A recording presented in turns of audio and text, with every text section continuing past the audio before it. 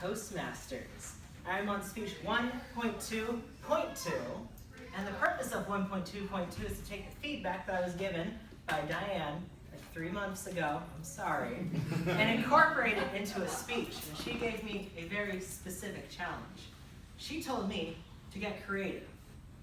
So we're all about to get creative together. The title of my speech is Sharpen Your Axe. But I'm about to teach you how you're going to sharpen your axe and why it's important. So let me set the scene. You've been walking for what feels like hours. You know it's been hours because you feel the kiss of the sun on your skin. It's just a little too hot right now. You're itching for any kind of reprieve you can get. So as you're walking along, you come across exactly what you were hoping to find off in the distance, a dense forest. You immediately know how good it's going to feel when you get to that forest and you have the shade on your skin. So you march yourself right on over, and immediately you are welcomed with the realization that you've made the correct decision. Wind filtering through the trees washes over you, cools you, and gets you ready to continue your trek. So you do just that.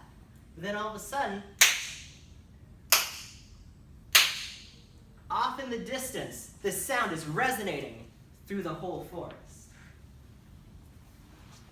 You've got to know what it is. You're curious. You're reinvigorated. So you do.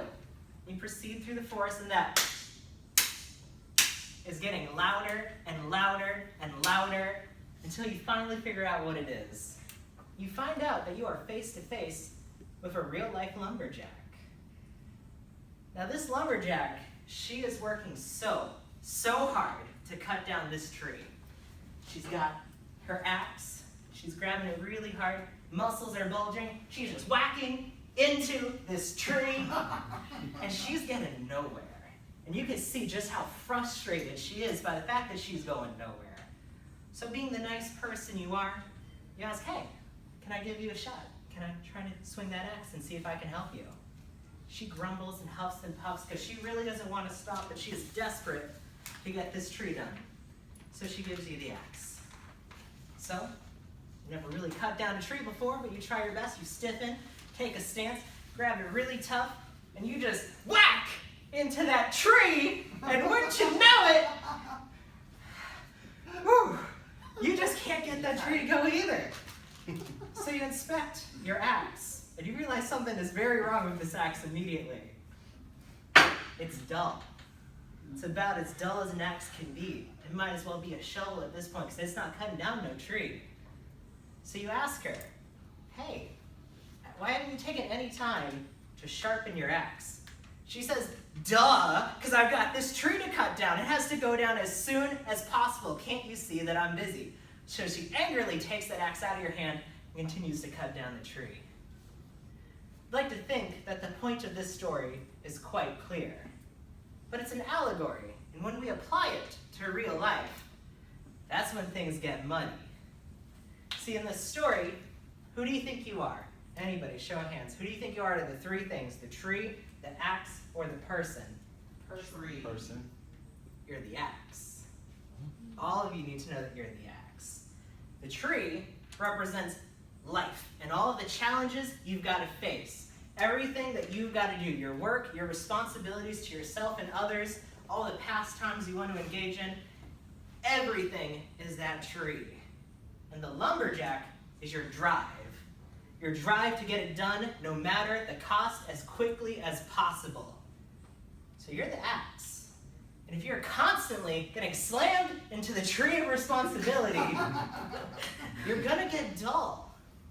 Dull, in this case, is another word for burnout. You see, this club has been really focused on mental health these days, and I just had to throw my hat into the ring. Burnout affects every single person in this office, every single company that exists. All of us are at risk for developing burnout. When we get dull, we're not the only ones that feel the effects. Your friends, your family members, your coworkers, your mentors, everyone around you. I think we all know who the people are in our lives that are a little burned out right now. A little too snippy, a little mean when they normally wouldn't be, a little short-tempered. And it can spiral out of control to the point where you're losing those mentors. You're losing those friends. So you've got to keep yourself sharp. But how do we keep ourselves sharp? Personally, I like to talk to people. I could talk to people all day, and that's when I feel like I am most alive and ready to take on my challenges. Do not put me in a room by myself. You will not like what you see. For some people, maybe they just want to read a book, play video games, do some sports, work on a project that has nothing to do with that gigantic list of responsibilities they have, work on their passions. When you take the time, even maybe just 15 minutes a day, to sharpen your axe, to get that burnout off of you, I guarantee you're going to cut down that tree much faster than if you hadn't. Thank you.